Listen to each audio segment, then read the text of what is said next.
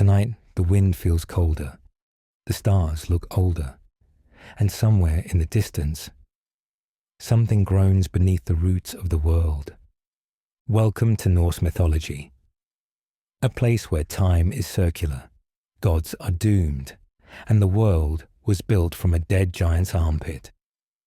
This isn't your average myth. It's not polished or polite. It's raw, frostbitten, and stitched together with bone, poetry, and blood. Here, the gods don't rule from golden thrones. They limp, they lose eyes, they bargain with giants and don't always win. You're about to step into a cosmos held together by the world tree, Yggdrasil. A tree so vast it feeds serpents, shelters worlds, and still finds time to rot. You'll meet Odin, the All-Father who sacrifices everything for wisdom, including himself. Thor, the storm god, with more brawn than strategy. Loki, the wild card who might save you, or doom you for fun. And giants, so many giants. Ice giants, fire giants, suspiciously seductive giants. It's a whole situation. But this isn't just about gods. It's about stories. The ones whispered by firelight, carved into stones, and woven into the sky by the Norns. It's about the inevitability of endings, and the strange comfort in knowing they always lead to beginnings. So wherever you're listening from, and whatever time it is there, thank you for joining tonight. Because we've got a long journey ahead, 9 realms to visit, 1 tree to climb, and a prophecy that promises everything will burn, but not just yet. Let's begin. At the very start, not with a bang, not with a god, but with nothing. A gap, a silence, and the cold. Before the gods, before time, before anything even thought about existing, there was Ginnungagap, no stars, no sky, no wind, no ice, just a vast, yawning void. But this wasn't some cold, lifeless nothing. Ginnungagap had attitude. It sat between 2 primal realms, Muspelheim, the realm of fire to the south, and Niflheim, the realm of ice to the north. When the heat from Muspelheim met the frost of Niflheim in this empty gulf, something happened. The warmth began to melt the ice, and from those dripping, shimmering drops of thawed rime came life. Primitive, shapeless, and a little bit gross, but alive nonetheless. This is not a place with physics or rules. Ginnungagap didn't care. It was the stage, the space, the in-between. Not a creator, but the canvas for creation. From here, the story doesn't move forward. It melts. And what melts from ice and fire? A giant. Naturally. Ymir, the first being, was born out of melting frost like a soggy miracle. And with him came the weirdest milkmaid in mythology, Odumla, a cosmic cow with utters of destiny. Ymir was a Jotun, a frost giant, and from the sweat of his armpits, we wish we were kidding, more giants were born. Odumla, meanwhile, sustained Ymir with her milk, but she had another job. She licked salt from a frozen block for fun. Turns out, there was a god inside the ice.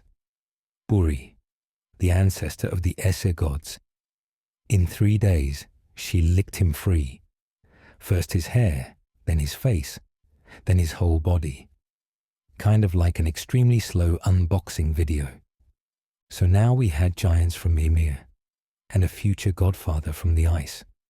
That balance wasn't going to last. Giants are loud, gods are ambitious. And Ymir was about to get downsized. Ymir may have been the first, but he wasn't the last. And when Odin and his brothers, Vili and Ve, sons of Buri's son, showed up, they decided Ymir had served his purpose. They killed him. In classic Norse fashion, this was less about drama and more about construction. Ymir's body became the world. His flesh turned into soil. His bones became mountains. Blood became oceans, his skull, the sky, and the gods posted 4 dwarves at each corner, north, south, east, west, to hold it up, which feels like something you should pay extra for, but no one asked them. His eyebrows. Yeah, they used those to fence in Midgard, the realm of humans. His teeth became rocks. His brain became clouds. It's a bizarre, brilliant act of divine recycling, the kind of thing that makes you wonder if giants were ever meant to survive. But someone did survive. One frost giant couple floated away on a sea of blood in a wooden box. And from them came the Jotnar who would challenge the gods again and again. The world was now built, but it wasn't stable. It needed roots, and those roots would need a tree. Yggdrasil is not just a tree. It's the tree, the spine of the universe, the ash that holds the 9 realms in place like some divine coat rack. Its roots reach into the deepest places. Hell, Jotunheim, and the well of wisdom. Its branches touch the heavens. Creatures live on it, chew it, hide in it. A dragon named Nidugr gnaws at its roots. An eagle lives up top. A squirrel named Ratatoska runs messages and insults between them. Because even the cosmic axis of existence includes some pettiness. Yggdrasil links all things, and yet it is never stable. It trembles during great events, it bleeds, it weathers, and at Ragnarok, the end of all things, it too may fall. But for now, it stands, and from its roots and limbs, the gods have learned to build order. They divided the world into realms, 9 to be precise, and each has its own quirks, residents, and rules. Let's take a stroll through the 9 realms, because Norse mythology doesn't believe in one world. It believes in layers, stacked and tangled like a spiderweb with an attitude. There's Asgard, home of the Aesir gods, where Odin broods and Thor smashes. Midgard, where humans live, wrapped in Ymir's eyebrows. Jotunheim, land of the giants, chaotic and wild. Vanaheim, home of the Vanir gods, who specialize in fertility and complicated truces. Alfheim, for the light elves. Svartalfheim, or Nidavellir, for dwarves and magical forging. Then we descend Helheim, realm of the dead, who didn't go out in a blaze of glory. Niflheim, a realm of ice and mist. And Muspelheim, the flaming chaos ruled by fire giants like Surtur. Each realm interacts with the others, sometimes in peace, often in violence, and always with some god meddling in ways they shouldn't. Which brings us to the loudest, weirdest realm of all, the one with the gods who think they're in charge. Let's head to Asgard. Odin is the king of the Aesir, the head honcho of Asgard, and the closest thing Norse mythology has to a CEO. But unlike your average boss, Odin didn't climb the ladder by playing it safe. He traded one of his eyes for a drink from Mimir's well, a literal sip of wisdom. After that, he went one step further. He hanged himself from Yggdrasil, pierced by a spear, offering himself to himself for 9 days and nights, all to learn the runes, the deep, magical language of the cosmos. He's not a sun god, not a war god in the usual way. Odin is thought, foresight, and sacrifice. He's the one asking questions before swinging a sword. But don't let that fool you into thinking he's gentle. Odin leads warriors into battle, whispers to kings, and inspires berserkers.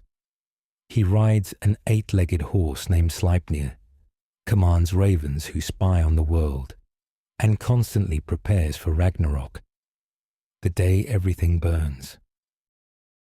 Odin's obsession with knowledge makes him distant, even eerie. He withholds love for the sake of prophecy.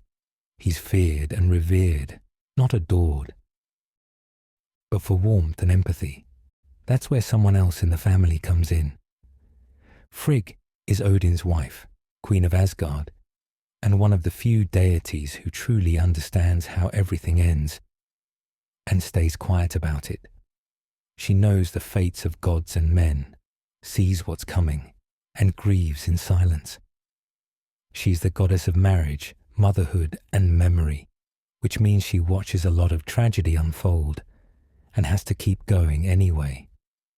She once tried to protect her son Balder by extracting promises from everything in the world not to harm him.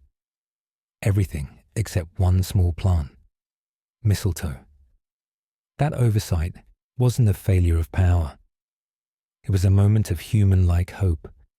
Frigg tried to outsmart fate and failed, and from that moment on, her grief never really left her. She weaves fate alongside the Norns, hosts goddesses in Fensalir, and advises Odin when he's listening. Frigg is power wrapped in silence, love folded into prophecy. And speaking of power, let's talk about the one god who prefers smashing problems rather than contemplating them. Thor is the muscle of the gods, the god of thunder, lightning, and swinging first.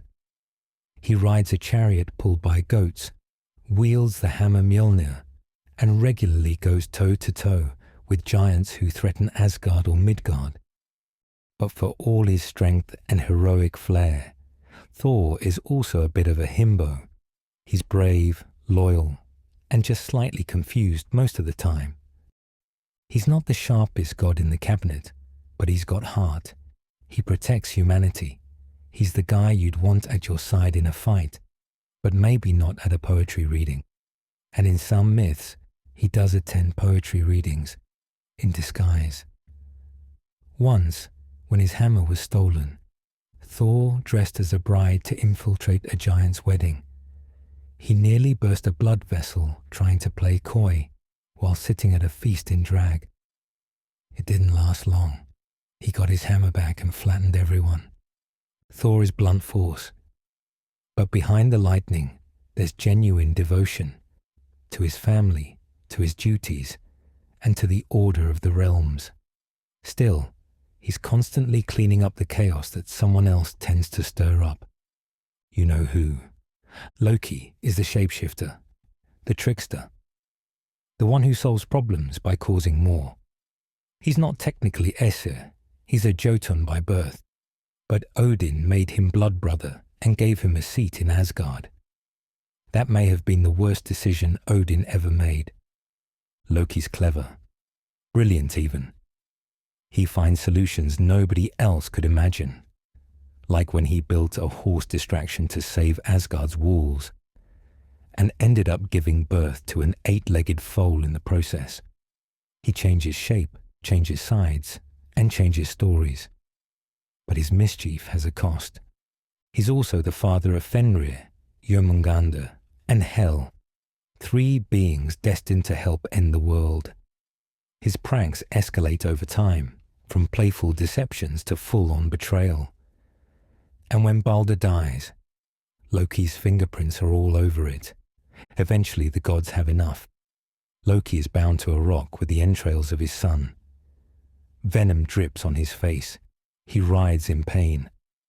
Until Ragnarok, when he breaks free to burn everything down. But let's not get ahead of ourselves, because before that, we need to talk about the one Loki hurt the most. Balder is light, not just in the shiny way. He's joy, hope, and beauty in a world that often forgets to be kind. The other gods love him. Even his dreams are bright until they aren't. He starts having nightmares about his own end. His mother Frigg, terrified, demands oaths from every object in the world to never harm him. Everything agrees, except mistletoe. Loki hears about this loophole, crafts a dart from the plant, and tricks Balder's blind brother Hod into throwing it. Balder dies instantly. The gods weep. Odin rides into the underworld to try to bring him back. Frigg begs. Even Hel, ruler of the dead, offers a deal. If everything in the world mourns Balder, he can return. Everything does, except one creature hiding in a cave who refuses. Some say it was Loki in disguise. Balder stays gone. His story is the first true signal of the world's decline, a reminder that even light has limits. And in a realm full of guards and watchers, someone always sees the fall coming. Let's talk about the god who never blinks. Heimdall is stationed at Bifrost, the rainbow bridge to Asgard. He's the first line of defense, the all-seeing, all-hearing watchman who needs less sleep than your average owl on espresso. He can hear grass grow. He can see trouble before it even forms. He's built for vigilance. Born of 9 mothers, don't ask. Heimdall also has a horn, Gjallarhorn, and when he blows it, that means Ragnarok has begun. He's not a flashy god. He doesn't meddle. He waits, listens, watches. He also walks among humans from time to time, undercover. Some myths say he's Rig, the one who created the social classes of mankind. That's right. He may have invented farming, nobility, and middle management. He's serious, dedicated, and one day he'll die fighting Loki, a final poetic symmetry between order and chaos. But not every god ends with fire and betrayal. Some just lose a hand. Tyr is the god of law, oaths, and war, but not the berserker kind. He's the noble strategist, the one you trust to make a deal, even if it's a terrible one. Which brings us to Fenrir, the monstrous wolf child of Loki. The gods saw Fenrir growing, too fast, too strong. They tried binding him, but he kept breaking the chains, so they tricked him. They told Fenrir it was just a game. Let us test your strength. But Fenrir was no fool. He asked one of them to place a hand in his mouth as a sign of good faith. Only Tyr stepped forward. When the magical chain held and Fenrir couldn't break free, he bit down. Tyr lost his hand and kept his honor. Tyr fades into the background after that, rarely mentioned again. But that moment, the hand in the wolf's jaws, says more than 100 battles. Not all gods fight with fists. Some inspire with words and fruit. Bragi is the god of poetry, storytelling, and music. He's got a beard full of runes and a voice that can melt tension like spring Thor. He sits in halls and sings of heroes, of fates, of the gods themselves. His gift is language, the glue that holds myth together. Idun, his wife, keeps a basket of golden apples. They're not snacks. They're the reason the gods don't age. Without Idun, the Isha wrinkle fast. She once got kidnapped by a giant, and the gods started balding immediately. Loki had to rescue her, for once, saving the day instead of ruining it. Together, Bragi and Idun are the pulse of cultural immortality, stories and sustenance, memory and magic. But some stories don't just talk about the gods. Some stories are about the creatures they fear. Let's meet them. First up, a very large, very angry wolf.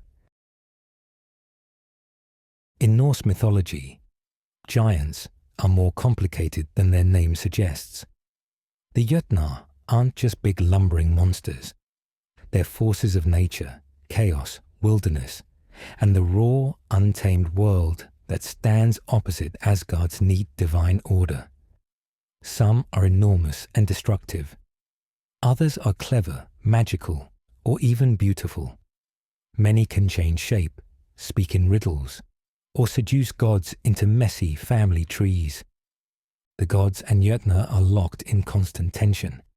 Not outright war, but something stranger. A dance, a negotiation. Odin himself is descended from giants. Thor spends half his life brawling with them. Loki is one of them. And yet, they're often invited to feasts, married into the family, or sought out for wisdom. Jötnar represent the other. the wild parts of the world that won't be tamed, mountains that won't move, storms that don't care who you pray to. They live in Jotunheim, far from Asgard, across rivers and frost and strange borders. But their influence never stays there. Among them are some names you know, like the mother of monsters. Angerboda's name means the one who brings grief, and true to form she gives birth to three of the most infamous beings in Norse myth. Fenrir, the giant wolf, Jörmungandr, the world serpent, and Hel, the ruler of the dead, all of them fathered by Loki, because of course. Angerboda isn't a central character in the myths, but her shadow stretches far. She represents wild motherhood, ancient prophecy, and the unstoppable consequences of divine meddling. The gods don't just fear her children. They act preemptively, trying to control or banish them. But destiny isn't easily evaded. Fenrir is chained. Jörmungandr is thrown into the sea. Hel is sent to the underworld. But none of that erases their bloodline, or their role in what's to come.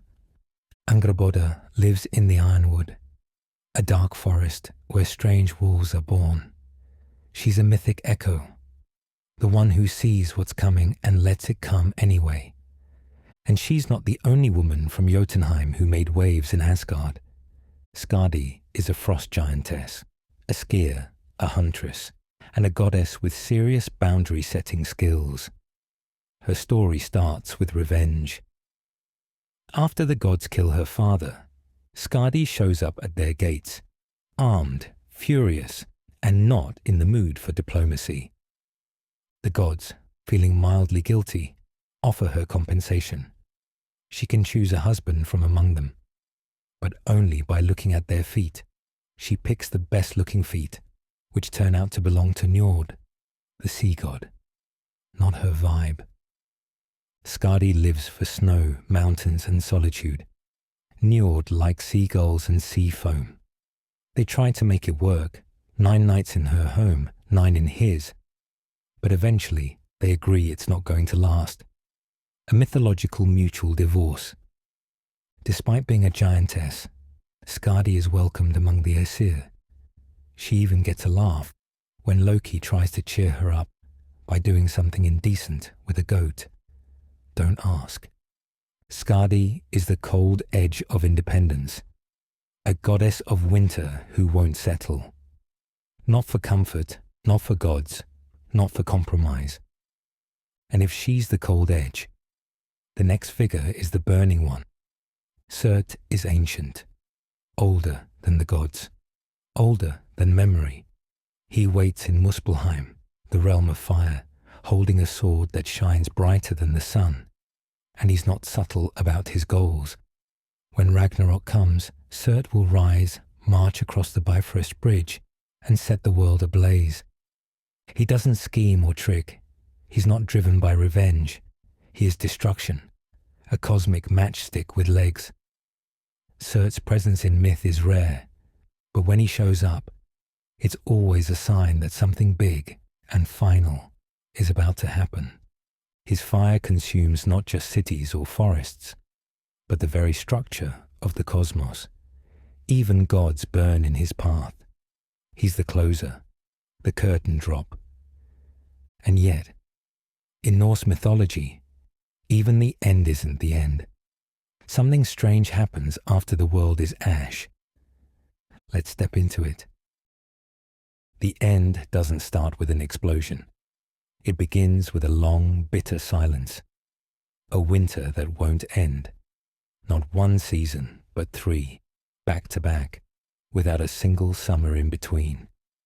That's the Fimbul winter. Crops fail, families fight, the world loses its rhythm. And beneath the snow, something old begins to stir. Odin knows what's coming. He's seen it in fragments, in runes, in dreams. But knowing doesn't mean stopping. Because Ragnarok isn't just an end. It's a story that's already been written. And the signs keep arriving. A rooster crows from Hel's realm. another from Jotunheim. The great horn Gjallarhorn is blown by Heimdall, echoing across all the realms, and somewhere, far from Asgard, a giant wolf named Fenrir snaps his chains. He's grown enormous. His jaws stretch from sky to ground, and he's not alone. The Midgard serpent rises from the sea. Loki breaks free. Surt steps out of Muspelheim. Giants march. The gods gather. The pieces are in place. Now comes the fight. The battlefield is called Vigrid, wide open and waiting. On one side stand the Aesir, Odin, Thor, Tyr, Heimdall, and others. On the other, the giants, the monsters, the flames of Surt, the chaos of Loki, and the shadows of Hel's children. Odin rides into battle and is swallowed whole by Fenrir. Thor kills the serpent Jormungandr, but only walks 9 steps before the poison ends him. Loki and Heimdall destroy each other. Surt lifts his sword and sets the world on fire. There's no victory, only collapse. The sky cracks, the earth sinks, the seas rise. It's not a simple apocalypse. It's a full cosmic reset. But even in this moment, something stirs in the ashes, because the Norse didn't believe in a final end. They believed in cycles. What is broken might be rebuilt. What is lost might return. Let's see who survives. When the fires die down and the ocean settles, the world doesn't stay empty. From the ruins, a few figures emerge. Balder, the shining god of light, long mourned, finally returns from the realm of the dead. His brother Herder walks beside him. Together, they stand in a world with no war left in it. 2 humans, Lif and Lifthrasir, also survive. Tucked away in a hidden forest, sheltered during the chaos. Their names mean life and striving after life. It's poetic, yes, but it also means they're the start of something new. Other surviving gods gather at Edavul, a green field untouched by fire. They don't rebuild Asgard, not right away. They remember the mistakes, the cycles, the fragility of power. There are no thunderclaps, no fanfare, just a quiet return, a chance. And from here, something grows. The new world rises gently, like mist after rain. Grass spreads where fire once raged. Rivers flow clean again. The sun, once devoured by a wolf, is reborn through her daughter. A new light in a quieter sky. There are no more dragons chewing roots. No ravens whispering war, just air and earth and echoes. It's not utopia. It's not a reset button that erases pain. It's something humbler, a fresh beginning, shaped by memory. The gods who remain carry what they've learned. The humans who remain start anew, not as heroes, but as survivors. The Norse didn't promise salvation. They promised that endings are beginnings in disguise, that even in ruin there can be renewal, that the wheel keeps turning, slow, creaky, and full of possibility. And from that new dawn, we gently close our saga. You've climbed the roots of Yggdrasil, stood beneath the gaze of one-eyed kings and winter giants, crossed rainbow bridges, and watched an entire cosmos burn to ash, only to see a green shoot rise from the smoke. Some gods fell in battle, some returned with the dawn, others simply faded, as stories do when no one speaks them for a while. But their echoes still hum in stone circles, storm winds, and campfire songs. The Norse cosmos isn't neat. It doesn't wrap everything in a bow. It's wild, cyclic, and full of characters who make bad decisions for deeply human reasons. But that's what makes it linger. It feels alive. Chaotic, yes, but alive. And maybe that's the real magic of Norse mythology. Not the gods, not the monsters, but the idea that even when everything falls apart, something always remains. A spark, a name, a story retold, So wherever you are, lying in bed, eyes closed, thoughts wandering through misty forests or halls with golden shields, thank you for walking the branches with me tonight. I hope the journey brought you somewhere strange, vivid, and just a little bit timeless. Sleep well, and if, by chance, you hear a horn blowing in the distance, maybe keep your sword sharp, just in case.